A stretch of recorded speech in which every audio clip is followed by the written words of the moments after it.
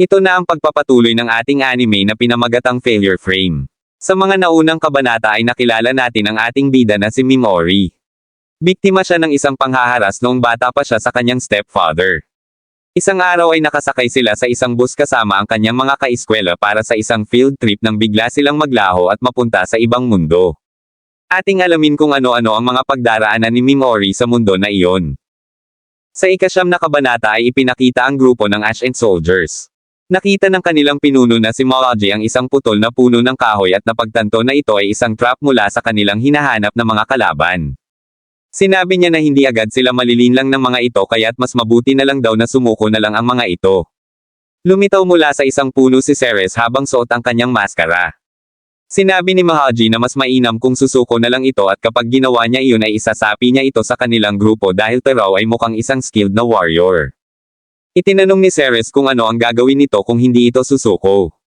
Sinabi ni Moroji na hindi sila magdadalawang isip na gamitin ang nakamamatay na sumpa nila dito. Itinutok ng mga kasamahan ni Moroji ang mga pana nito kay Ceres. Sinabi din niya na maging ang grupo ng Black Dragon Knights ay walang nagawa upang talunin ang kanilang mga sumpa. Sinabi ni Ceres na mangako ito na huwag niyang sasaktan si Eve at ang bata. Sinabi ni Moroji na masusunod ang kanyang kagustuhan. Binitiwan ni Ceres ang kanyang espada at sinabi sa grupo na sasamahan niya ang mga ito patungo kay Eve. Sumunod sa paglalakad ang mga kasamahan ni Moroji ngunit bigla niyang pinahinto ang mga ito. Ngumiti ito at sinabi niya kay Ceres na hindi siya maiisahan nito sa kung ano mang binabalak nito sa kanila. Tinanong ni Ceres kung paano niya nahalata ito. Sinabi ni Moroji na dahil sa gusto nito na papuntahin silang lahat sa kagubatan ay mabilis na nakahalata ito. Matalino rin si Moroji dahil napagtanto niya na kumukuha lang ng tamang distansya si Ceres nang sa gayon ay makaatake na ito. Sinabi rin niya sa kanyang mga kasamahan na dumistansya ito kay Ceres at huwag na huwag lalapit rito. Ipinakita niya kay Ceres kung ano ang ginagamit nila upang talunin ang kanilang mga kalaban. Napagtanto ni Ceres na gumagamit ng advanced poison ang mga ito na hindi rin nag-iiwan ng mga bakas kung paano namamatay ang mga kalaban. Sinabi ni Moroji na sa pamamagitan ng mga lason na yun ay napaniwala nila ang mundo na sila nga ang tumalo at pumatay sa grupo ng Black Dragon Knights na pinamumunuan ni Civet Gartland. Tinanong ni Ceres kung ano ang goal ng kanilang grupo. Sinabi ni Moroji na ginagamit nila si Zuan upang lumaganap ang kanilang pangalan nang sa gayon ay lalo silang makilala at madali nilang masakop ang mundo.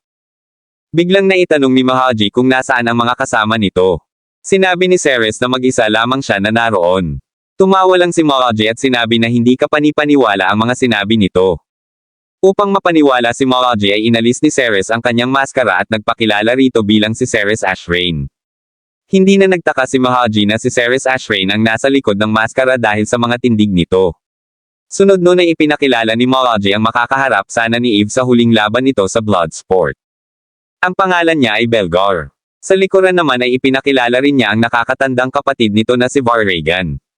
Sila ang dalawang pinakamagaling na miyembro ng Ancient Soldier at bukod pa dun ay sinabi rin niya na kapatid din ng dalawang ito si Zarash. Ang isa sa miyembro ng grupo na humahabol sa kanya noon sa Dark Forest. Nagulat si Ceres nang marinig niya iyon. Pinalibutan si Ceres ng mga miyembro ng Ancient Soldiers kaya't lumuhad na lang ito bilang pagpapakita ng kanyang pagsuko. Itinaas ni Moroji ang kanyang mga kamay at sinabi na pag-aari na niya ang magandang babae mula ngayon. Sa punto na yun ay pinagpawisan na rin sa kaba si Ceres at sinabi na si Mimori na ang bahala sa lahat. Mula sa hindi nakikitang pwesto ay muling nakipagsanib si Mimori kay Pigmaro. Ang tawag nila sa pagsasanib na yun ay Final Acceleration. Biglang nagliwanag sa lugar na yun. Muli ay pinahaba ni Pigmaro ang kanyang mga galamay at tinapatan isa-isa ang mga miyembro ng Ancient Soldiers. Sinabi ni Mimori na dito na natatapos ang mga maliligayang araw ni Moroji. Hindi na siya nagpatumpik-tumpik pa kaya't gumamit na agad siya ng paralyze. Nagulat na lang si Moroji sa mga nangyari at lahat ng miyembro ng Ancient Soldiers ay hindi nakagalaw. Sunod nun ay nilapitan ni Mimori si Moroji. Sinabi niya dito na kahit malayo ang kanyang distansya ay kaya niyang makapag-cast ng spell kaya't kahit anong gawin nila ay wala silang kawala dito. Sunod nun ay ginamitan na din niya ng poison si Moroji. Napaluhod na lang sa sakit si Moroji at pagkatapos ay bumagsak na din ito at tuluyan ang nawala ng buhay. Muli ay binati ni Ceres si Mimori dahil sa maganda at matagumpay nitong plano. Nagpasalamat naman din si Mimori dito dahil nagawa nitong pahabain ang oras upang matagumpay nilang magawa ang kanyang mga plano. Matapos nun ay inutusan ni Mimori si Ceres na tingnan kung ano ang kalagayan ni Eve at Lisbeth. Tiningnan niya ang kabilang grupo ng mga kalaban kung nasaan na ang mga ito. Hindi niya inasahan na magtutungo din pala ang mga yon sa lugar na iyon. Dumating ang tatlo at sinabi ni Eve na mali ang naging prediksyon nito kung saan patutungo ang kabilang grupo. Sinabi ni Eve na siya na ang sasama kay Mimori upang kaharapin ang mga kalaban. Sumang-ayon dito si Mimori kaya't inutos niya kay Ceres na bantayan muna nito si Lisbeth. Matapos nun ay umalis na muna sina Ceres at naghanda naman ang dalawa para sa mga madugong aksyon. Inabangan ni Eve ang grupo ng mga kawal kaya't nagmadali ang mga ito upang siya ay puntahan. Buong tapang siyang humarang sa daraanan ng mga kawal. Mabilis siyang pinuntahan ng mga ito para atakihin ngunit hindi na ulit nakagalaw ang mga ito dahil sa paralyzed spell ni Mimori. Ginamitan din niya ng poison ang mga sakay nitong kabayo matapos nun. Sunod nun ay dumating din sa lugar na yun si Zuan kasama ang kanyang kanang kamay sakay ng mga kabayo. Malaki ang galit nito kay Eve at sinabi na totodasan niya ito. Tawang-tawa din siya dahil sa tingin niya ay mahuhuli na niya ito. Hindi ito nagustuhan ni Mimori kaya't ginamitan na niya agad ito ng paralyze. Hindi tumalab ang paralyze. Biglang nagsalita ang computer system. Nagulat si Mimori dahil may capacity pala ito at nasa 80 lang pala ang kayang gamitan nito. Dahil doon ay gumamit na lang siya ng darkness kaya't nagdilim ang paningin ng kanang kamay ni Zuan. Dahil sa nawalan ito ng paningin ay mabilis lang siyang napatay ni Eve. Dahil sa hindi lahat ng kabayo na nandoon ay tinabla ng paralyze ay nagawang makalaban ng ibang kawal. Upang hindi makalaban ng mga ito ay gumamit ulit ng darkness si Mimori kaya't mabilis lang din silang tinodas ni Eve gamit ang espada nito. Sa sobrang galit ni Eve ay hindi na lumaban ang ibang mga kawal kaya't nagtatakbo na ang mga ito sa takot. Sinabi ni Mimori kay Eve na dapat ay walang makataka sa kanila kahit isa kaya't inutusan niyang patayin din ang mga ito. Kinuha ni Eve ang palasok na nalaglag sa isang kawal at inihagis niya ito patungo sa mga tumakbong kawal. Sa pulang kawal kaya't hindi na nagawang tumakbo ng mga ito. Hindi naman maipinta ang mukha ni Zuan dahil sa kanyang mga nasasaksihan. Tiningnan ni Mimori ang kanyang status at nakita niya na nabawasan ng 4 ang may epekto ng paralyze dahil sa mga namatay na kawal. Isang kawal ang aatake sana sa kanyang ngunit bigla itong bumuwal dahil sa pana na ginawa ni Ceres. Isang kawal naman ang nagmamakaawa kay Zuan ngunit pinatay pa din niya ito at sinabi na walang sino man sa kanila ang dapat na tumakas. Inutos niya sa mga kawal na patayin sina Mimori ngunit hindi sumunod ang mga ito. Tinuwanan lang siya ni Mimori at sinabi na mukhang hindi na niya kailangang gumamit ng spell para tapusin si Zuan. Nagpasalamat si Eve kay Mimori dahil sa pagtulong nito sa kanya habang naglalakad patungo kay Zuan. Sinabi rin niya na nag-e-enjoy siya na makipaglaban kasama ito. Tumalon siya ng mataas at buong kumpiyansang pinatay ng isa-isa ang mga natitirang kawal na nakapaligid pa kay Zuan. Walang kahirap-hirap niyang tinapos ang mga ito kaya't si Zuan na lang ang natira doon. Hindi pa rin lumambat ang puso ni Zuan at nakuha pa nitong magbanta sa dalawa.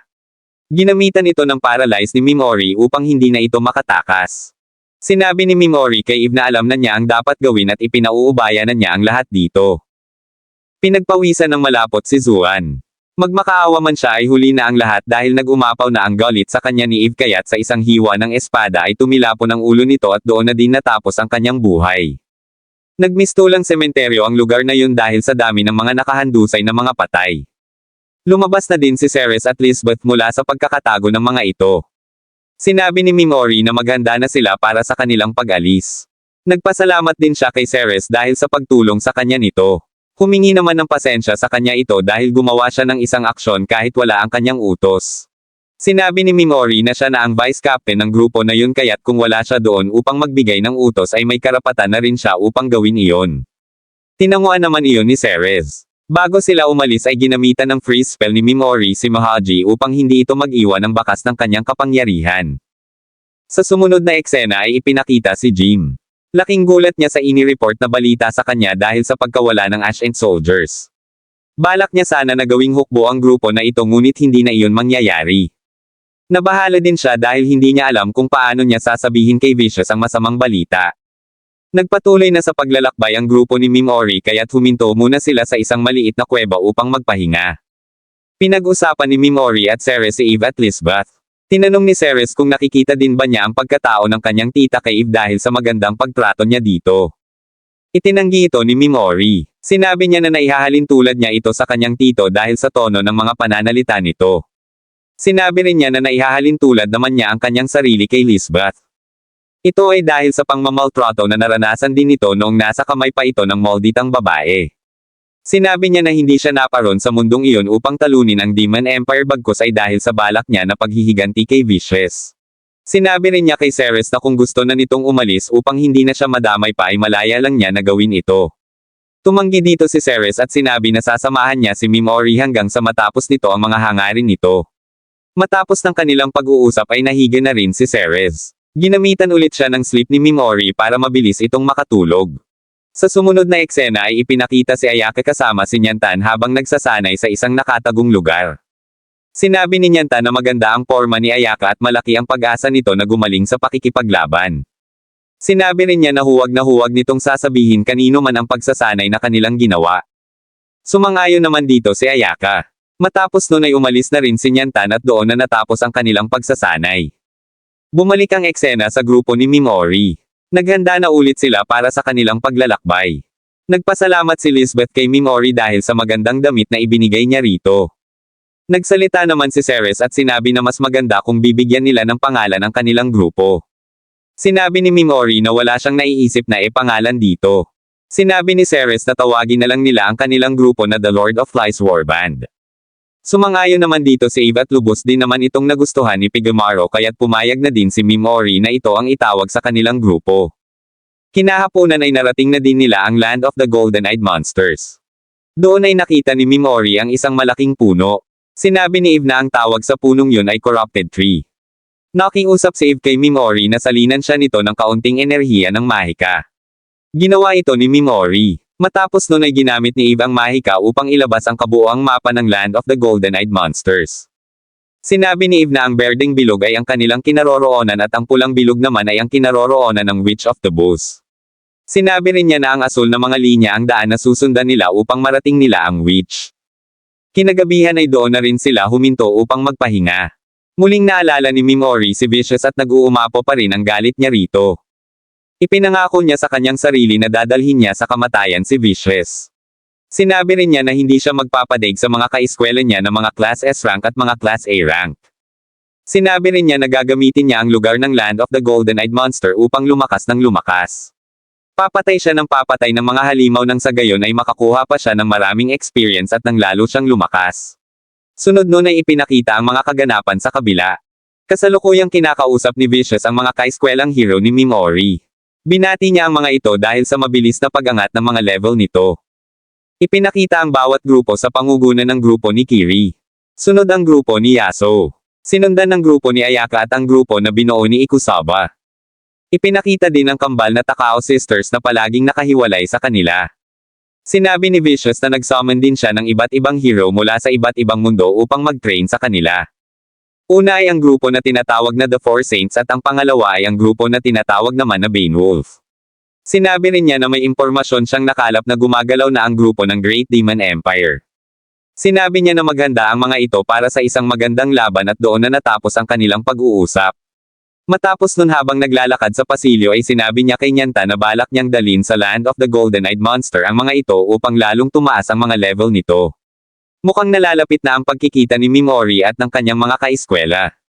Hanggang dito na muna mga kapogi at muli ay abangan natin ang ika-10 kabanata.